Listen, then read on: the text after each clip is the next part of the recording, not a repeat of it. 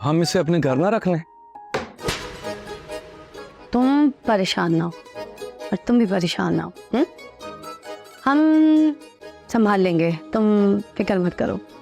बस एक काम करो कि कुछ दिनों के लिए ना अपने घर से ज्यादा बाहर मत निकलो, थोड़ा स्टे एट योर प्लेस। नहीं नहीं, ऐसे तो वो कामयाब हो जाएगा। उसे लगेगा कि मैं डर गई हूँ। और मेरी शूटिंग्स में तो है, प्रोड्यूसर से मैंने पहले ही पैसे लिए हुए हैं। ये चंद दिनों के लिए होगा ना, आर्टिस्ट है, बीमार भी तो हो सकता है, फिर क्या करेंगे? तुम जब जब मेरे साथ होते हो खुद को बहुत सिक्योर समझती हूँ नज़ाकत। प्लीज तुम पिछले कुछ दिनों की तरह मेरे घर रुक जाओ ना, वरना वो इंसान वो मुझे मार देगा या मेरा एक्सीडेंट करवा देगा। देखो बीबी, नजाकत एक ऐसे छो है और उसके अंदर ये पूरा इलाका आता है। और ये भी तो मेरे इलाके में। तुम चुप। देखो अकेला तुम्हारा बॉडीगार्ड बनकर नहीं घूम, ना तो ये मुमकिन है और ना ये इसका काम।